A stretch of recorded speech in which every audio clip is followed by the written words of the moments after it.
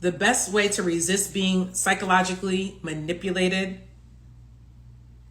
is not to get in a relationship with someone like this in the first place.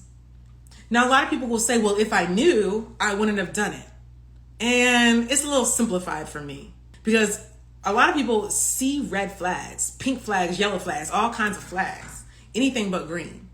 And instead of questioning the flag, instead of slowing down and getting curious about the flag, it's like, I hope it turned green. I hope it's okay. I hope it changes. I hope they get it. Rather than being like, no, until I am satisfied, until I am confident that this concern is taken care of, I'm going to keep my boundaries in place. If someone cannot manage conflict well, they avoid, they deny, they criticize, let's bring back sign language, they shame, they insult, they guilt. Someone cannot manage confrontation well, they become offensive or defensive, they leave altogether. Take it seriously. Take it seriously. I don't believe in switch ups. I do not believe people switch up. I believe that people show you more consistently who they've always been. I believe that you miss some stuff. I believe in you experiencing someone as if they switched up. So if you do not want to be all twisted up in your damn brain, you don't want that experience again, or you've never had the experience and you're just trying to avoid it because you don't even want it, which I hope that that's the case for you. If someone cannot manage confrontation well, take it seriously. Where you need to take responsibility for is speaking up when some don't sit right with you. When you walk away from an interaction, a conversation with somebody, let's say that you're interested in this person, you're dating, okay? An interaction occurs between the two of you and it leaves you feeling like, I didn't like that. And you might not even know what it is. You might not even have all the language for it, but you feeling like kind of cringe. You feeling like uncomfortable. You feeling like someone just maybe got away with something with you. You're feeling like you feel a little bit smaller than you did before. You're feeling like someone maybe used some kind of thing against you. You're feeling off.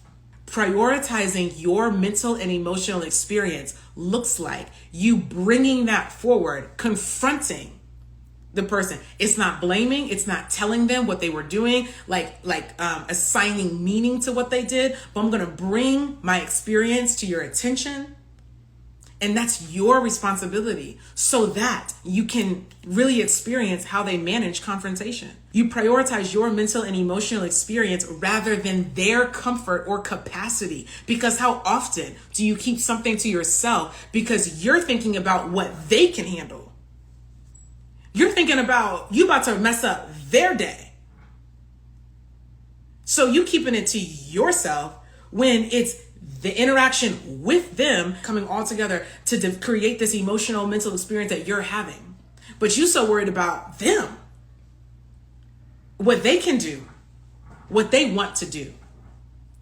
They're talking about, I don't like to fight. And you like, I guess I can't bring it up.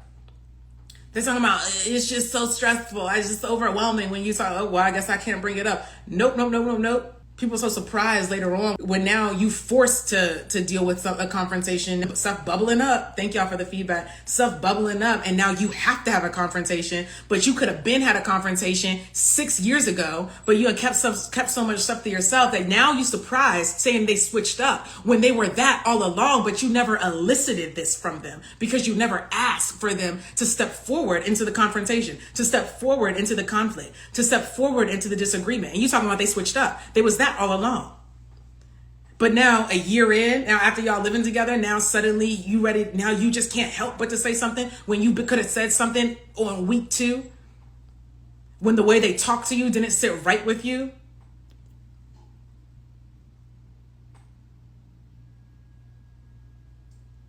Talking about switch up. I be looking at the other person like, sound like you switched up. Sounds like you're the one that now wants to confront the problem. Sounds like you switched. Because they was like, we could keep sweeping stuff under the rug. It sounds like you switched up.